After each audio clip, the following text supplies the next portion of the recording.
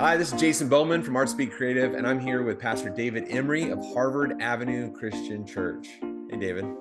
Hey, how you doing, Jason? I'm doing really well. Thanks for jumping on with me. Yeah, For you watching, David is a pastor who has helped lead several Disciples of Christ yeah, congregations through lots of times of transformation. I'd love for him to yeah, speak to that. I love, David, that after getting to know you, it has come out that you believe, and this is probably why you and I get along so well, yeah, is you believe that the church is at its best when it's externally focused and yeah, empowering people really to be the kingdom of God. Most recently, you served 17 years as the lead pastor yeah, at Attractional Christian Church in Louisville. yeah. And That's right. now we met you as the lead pastor of Harvard Avenue Christian Church in Tulsa, Oklahoma. You're starting a movement to see 25,000 simple acts of compassion in your city. You got some inspiring things going on, Yeah, David, yeah, for being yeah, here. yeah.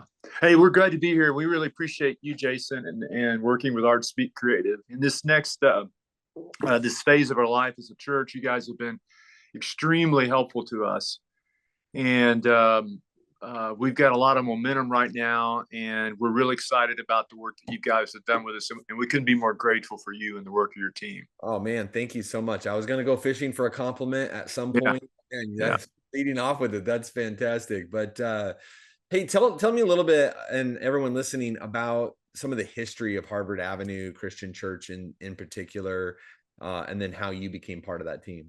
Yeah, so Harvard Avenue Christian Church was started in 1959 here in Tulsa, and has had a long history here in the community. And about a decade ago, about 13 years ago, the church was really the place of whether the church was going to make it or not. And they called a young pastor, and he led the church through a tremendous amount of growth, and the growth of facilities and program and the ministry of the church basically brought renewal and focus to the church.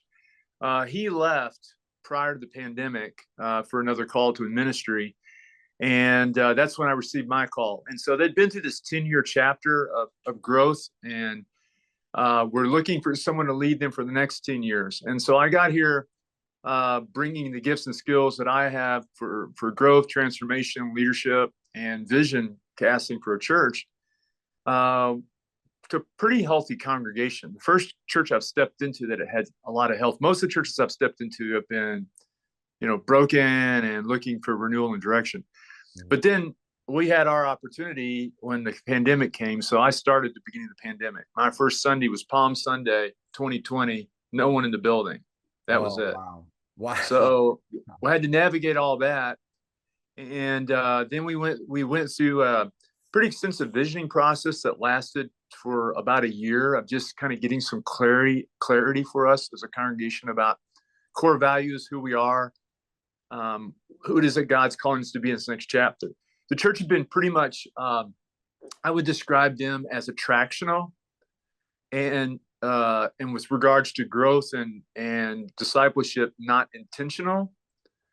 And so I wanted us to make a transition as a church to a transformational model, and something that was discipleship focused and had a stronger push to reaching a next generation in our community. And so the pandemic really afforded the opportunity to make some pretty significant changes that we would not have been otherwise able to make, Jason.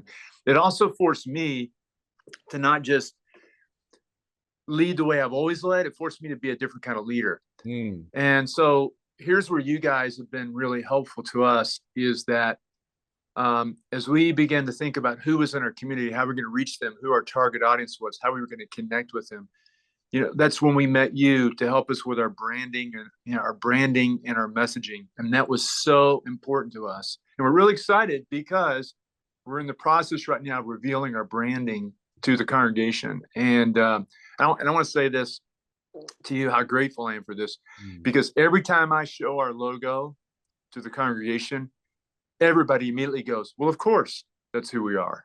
Oh, I love It's it's beautiful because we're letting go of a logo that's been connected to disciples for a long time, our chalice logo. And we're going Yeah, to continue to use it in other ways. It ties us historically. sure. But when people look at the old logo, Jason, you have to explain it. But the logo that you guys helped us create uh, that describes who are. We don't have to explain it because That's great. people look at it and they know what it means. I Well, mean, instantly, children look at it, can understand it. So that was fantastic. well, and you guys have really leaned into our process because Yeah, it's not just about just a logo. yeah, yeah, yeah, About that deeper messaging, mission, vision, values, and speak to that a little bit. In the you come in, you don't know the congregation. You're yeah, now preaching to an yeah, empty room because it's pandemic. As you got to know them, one of the things that stood out to me when I hung out with you guys there was just really cool diversity. You had young, you had old. They were walking through the same yeah, classroom yeah. together to grow and become a part of what you were doing. I would love to hear how some of that messaging, how the core values that you wanted to bring in your leadership, both for your staff and for those new and for those existing, how have those things kind of melded and worked together for you? Yeah, that's a great question, and I appreciate you pointing out. It's not the logo. All the logo does is express who we are. Mhm. But the heavy lifting is we spent a long period of time thinking. I think that understanding your core values is critical to your mission and your decision making process.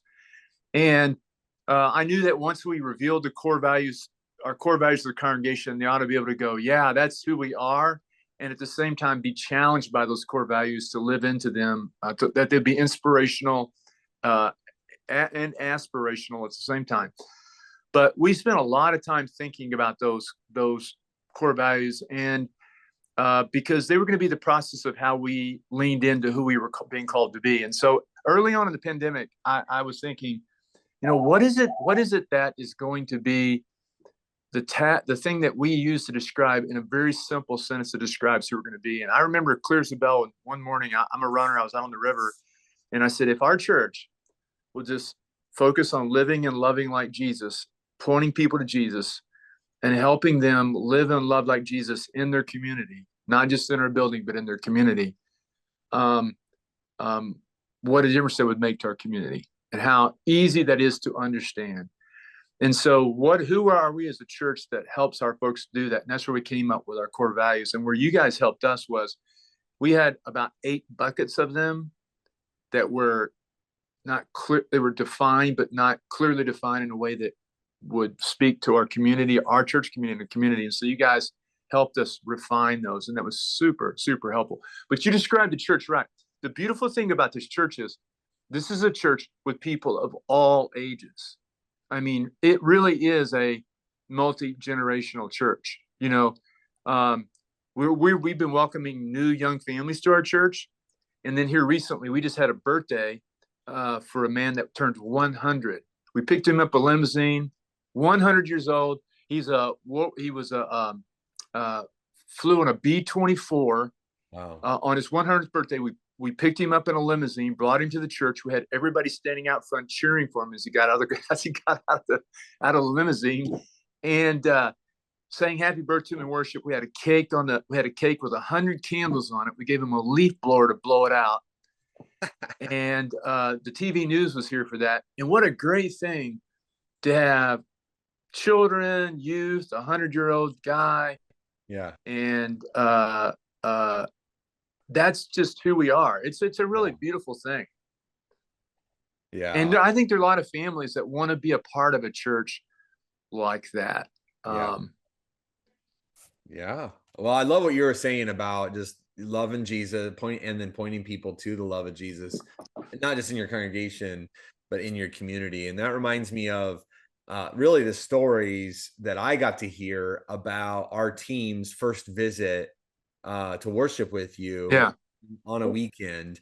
And the message that came back was your message about Jesus healing the man who had been let down through the roof in Luke yeah. chapter 5. And it was a admonition from you, a call to action to your church. And just wondering if you remember that, or if you could summarize that message for those listening, because there are a lot of pastors that watch our content. There's a lot of church creatives that watch our content. We felt like, and my team felt like, it was a message that more of the church needs to hear. Well, yeah, that's exactly right. I agree, and it's a challenging message. A lot of churches like our church are stuck because they confuse their personal preferences with the gospel itself. Mm. And so every church I've served, we want to welcome young people, but we don't. And so the challenge is to help them realize that they have to be able to let go of personal preferences and what they love, sometimes most, to be able to how they're comfortable, have to become uncomfortable to be able to welcome people and to be able to reach the next generation. And so in that story, I talked about how Jesus wrecks the roof, and we got to be willing to wreck some of the things that we love and care about in order to welcome people. And the challenge I left in that sermon was really challenging. Was I said, every one of us in this room, we're concerned about our kids, because our kids are a step or two out of the church, which means our grandkids are even further out. And the reality is that for many of us, our great grandchildren probably, unless we take some dramatic steps, will be no longer identify as Christian. Mm. And I said, everybody in the room, all of you in the room, we all feel pain and sorrow about that. But the reality is, for many of us in this room, we're still not willing to change the way we do church. We don't care enough to change the way we do church than to reach them. And I just set the mic down and walked off. And so I had to, I came with borrowed trust because of the committee that called me, but I've had to earn my trust with people and listening to folks. Mm. And so part of that has just been relationship building and then celebrating our victories and our wins, and getting the church to focus on its core values and its core mission, as opposed to just returning to what we were doing before. Because we have this beautiful theology, but sometimes we put it in a structural coffin that doesn't allow it to breathe. We box it in, and instead we helping people see the bigger picture. And so that's been part of the call here, is doing that. And critical was putting the right team of people around me, in terms of getting the right group of people around me to work on this together, who the church trusted and loved and appreciated and respected, so that as we began to roll this out, and then being willing to put up with the uncomfortable conversations that have to take place along the way. And I can tell you, this last year was the greatest year of growth the church has ever had. This last year. Wow. Amazing. I love that. And you mentioned that team, and I think that's where I got to be a part. ArtSpeak does consulting, branding, websites, and then ongoing creative support. And you pulled us in to help coach, and I got to come down, and we spent a day on site. And then I know myself and other team members have spent some time individually leadership conversations with some of that team. We just love to hear from you what your experience as the pastor with us coaching that team. What have you taken from that process? What's it been like for you? Well, it's been terrific. ArtSpeak is I'm just really grateful, and I get almost emotional even thinking about it, because when you guys came and sat with us, it's like you understood us, you understood who we were, because you listened and you paid attention, and you were able to see some things in us that maybe we didn't see in ourselves, but also to confirm some things that we believe to be true. And it was amazing to watch our team work with your team, and when we got some of the first work back, to go, man, they really do understand us, maybe even better than we understand ourselves at this moment, and helping us put language to what we were feeling and what we were thinking. And so it's been an incredible partnership with us. And the reason why I've referred you ArtSpeak to several other groups of people is because you truly are passionate about helping the church reach people and to make the world a better place. Oh, man. And I know that you guys share a similar vision that we share. It's not doctrinal. It's about love and grace and unconditional love, just pointing people to Jesus and just continuing to direct them to him. Yeah. Taking down taking down the barriers that we put up for people, and who's in, who's out, and just directing people that way. And our world's very confused and very polarized. And I think that message really does ring true. And so partnering you with that just was extremely helpful. Man. Very helpful. Well, it's been a super awesome experience for us and our team. We've enjoyed it. Yeah. I don't know if I'm supposed to have favorites, but you guys are definitely one of our favorites. So our team has loved working with you and your team. I know, uh, man, you've seen great growth. You've been there now, coming out of the pandemic. Man, I love so much of what you just said. I was taking notes. Let me just recap. Can I just recap some of Yeah, this? yeah, go, yeah, go for it. I love what you said. I knew I couldn't lead like I used to. And I think there's something there that just sometimes, right? I'll just do what I've always done. I love that you came in with that understanding. Understand your core values, love Jesus, and point people to Jesus, both in your congregation and the community. We have to get over our personal preferences. That you had borrowed trust when you start. I think leaders need to hear that. Often when Yeah. we're hired in a position, we have some borrowed trust, but you have to earn trust. And you said you did that through building relationships and celebrating wins. And I thought, man, isn't Yep. that how it's done? I love that you said, yeah, focus on the values and the mission. Like, so moving forward, just focused on our values, focused on our mission. Man, you said this turn of phrase. You said we had good theology, but often it's locked in a structural coffin. Yeah. Oh man, that one hit me. That's Yeah. good. Great theology, but locked in a structural coffin. I know this. You mentioned the leaf blower. When I was there, you had to leave a little bit early to go to a heavy metal concert with Yeah. some Yeah. church, and you pulled off the polo and put on this, Yeah. Yeah. a jean black t-shirt, or so Yeah. just, man, here you are. You had some great growth last year. I think from the numbers that you said, about 25% growth. The church, when I was there, man, had young and old, Yeah. Yeah. and just people that had been Christian a long time, following Jesus for a while, people that were brand new and investigating. What's next, Pastor? Where do you see your church headed in this next year? So we've had, it's been slow work. My natural habit is to move quickly and not build teams, and build with charisma and just add growth, but it's not sustainable. And so we've been working on building systems. We have a strategy in building systems that are repeatable, that can sustain growth. Yeah. And so we spent this last bit of time just sort of pouring into our staff, and you guys have been partnering with us and coaching our youth and children's ministry staff. And so we've been pouring on the staff. So in this next season, it's about continuing to get the flywheel turning and to put the stuff in place that will help our church to be able to sustain growth and reach our community. But a lot of it, we're doing a lot of what I call foundational work. We're working on the website's coming close to being finished, revealing the branding. We're working on our discipleship process. We have been working on our greeting and volunteer ministries. We have been focusing now on small groups. And so we're just working our plan. And so, I don't think it's anything big and shiny out there. It's just doing and being who we're being called to be, and doing it. I'll tell you one thing though,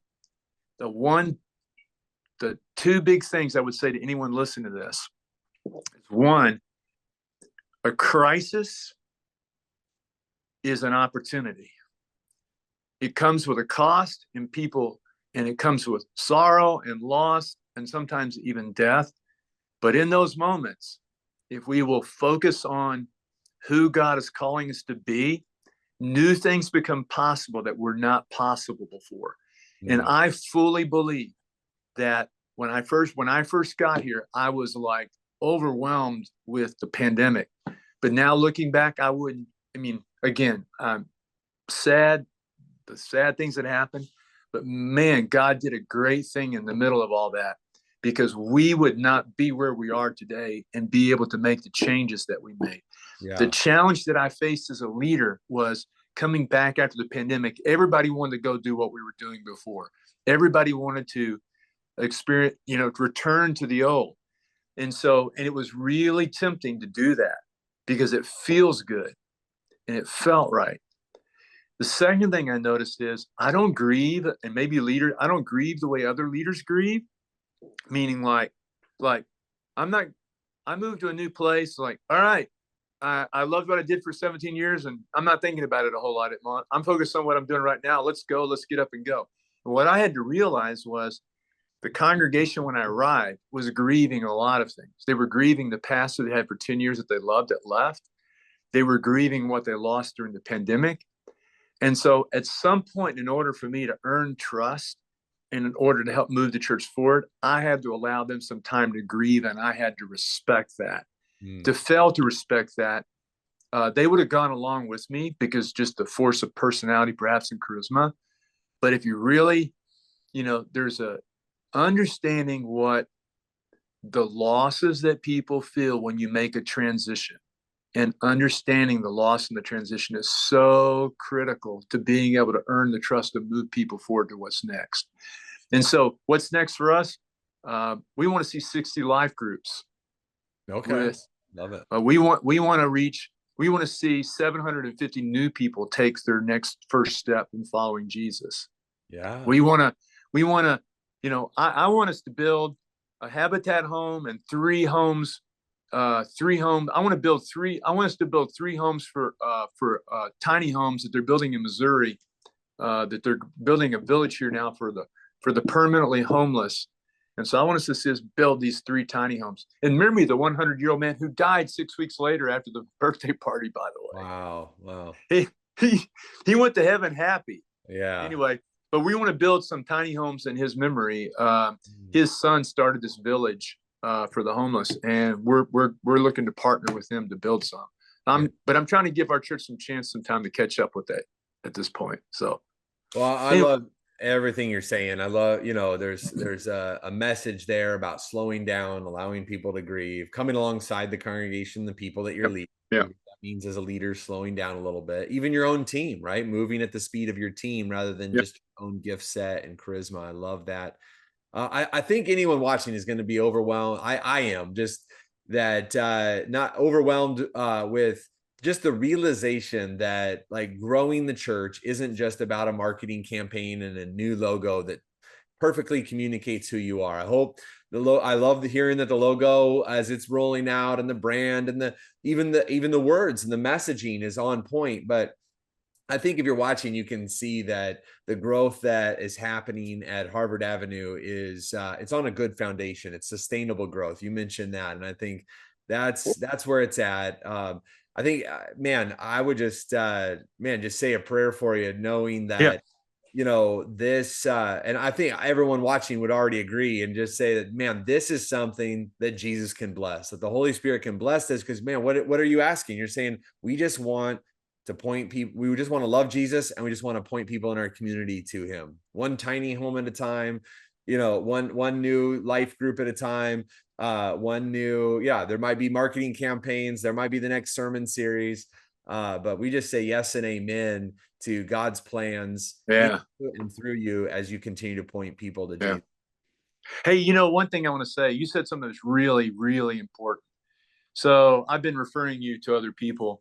And in one of my conversations and referring you to someone, I said, hey, look, if, don't expect working with ArtSpeak or any firm like that, or a strategic planning group or a communications group to help you with they will help you what you need. But if you need a heart transplant, it's got to start there, because you're not going to reach people if you don't have anything that's worth reaching people for. So, you got to get your people to want it. You got to have the desire for it. You got to have the passion for it, to want to connect people. And you got to be tuned into what it is. How does the gospel meets people where they are? The amazing love of God. Right now we live in a world of just incredible lack of hope. How we bring in hope. And so if your people are not passionate for that, you can have the best, slickest website, the coolest sign, the coolest looking lights, the coolest music and all that. But that doesn't matter. People want real. And that's the difference. The difference why a mainline Protestant church full of nerdy people like us well, the 61-year-old pastor can connect, we can connect, is because I think we're able to connect is we're not trying to be something else. We're just trying to be who we are, who God's called us to be in this moment, and to be authentic and real about it. And people are looking for that. I think people are looking for authenticity and realness over, what I call Applebee's. You can go to Applebee's and get the same food every place. And I don't want to be Applebee's. I don't want to be like the other churches. I want to be Harvard Avenue. That's good. And so it starts in here, starts in the heart. Yeah. Anyway. That's good. And I think that reminds me of Luke chapter 5, man. You got some real situation where Jesus is allowing people to wreck the roof and and make them uncomfortable. So they could preach that message also. So Pastor, thank you again for your time and your partnership in allowing us to partner with what God is already obviously doing in you guys and through you. And just such an honor. Thank you for your time today. And if anybody's watching and want to connect, there'll be some links available to connect with Pastor David and Harvard Avenue, as well as other resources that can help you navigate some of the same transitions and transformations that David has navigated his church through in the last few weeks, months, and years.